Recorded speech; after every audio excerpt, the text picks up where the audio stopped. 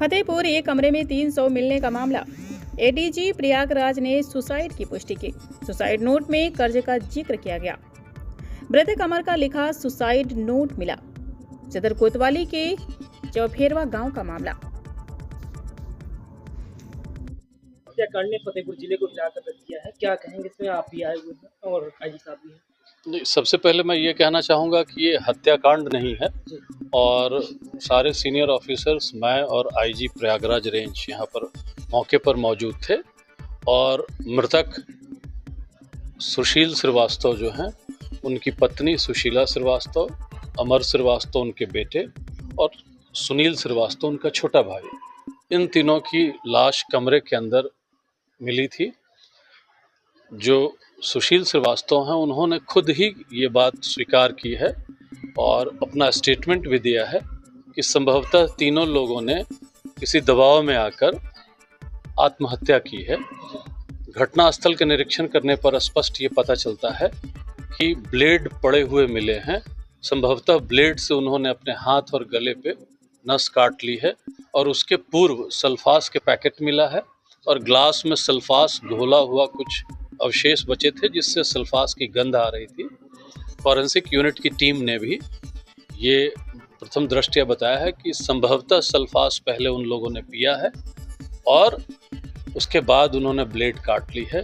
फर्श पर खून पड़ा हुआ है, संघर्ष के निशान नहीं है। संघर्ष होता, कोई बाहरी व्यक्ति कुछ करता तो दीवारों पे बिस्तर पर खून के छींटे होते, वो नहीं थी। सबने मिलकर आपस में दबाव में आत्महत्या की है।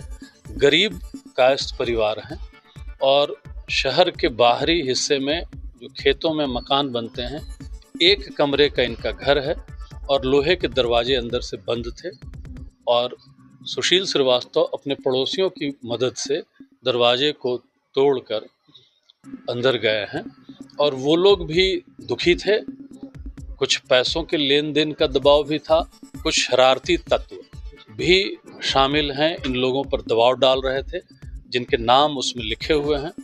विवेचना में पता चलेगा कि उनकी क्या भूमिका थी और कहां तक उन्होंने दबाव डाला, क्या ब्लैकमेल किया। उसमें SC/ST एक्ट लगाने की भी धमकी दी गई है। कितनी सत्यता है ये विवेचना में आएगी। तो प्रथम दृष्टया हम लोगों को स्पष्ट है ये तीन लोगों ने, माँ, बेटे और उनका देवर, तीनों ने आत्महत्या की है, ऐसा प्रतीत हो रहा है।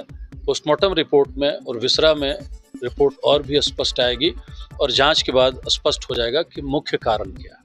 जो सुसाइड नोट पे दावे हैं उस पर क्या होगा? आगे जांच होगी? सुसाइड नोट में भी उठाए गए इस मामले पे? सुसाइड नोट नहीं, सुसाइड नोट में जिन लोगों के नाम है उनसे पूछताछ की गई है और आगे भी पूछताछ की जाएगी। उसमें पिताजी जो है मृतक अमर श्रीवास्तव के, उन्होंने भी सुसाइड नोट का हस्तलेख अपने बेटे के होने का बताया है।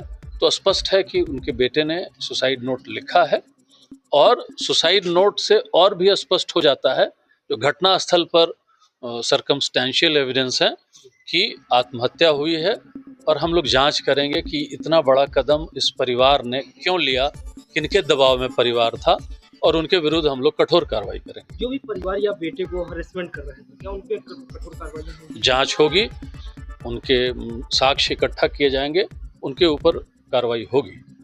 शुक्रिया सर।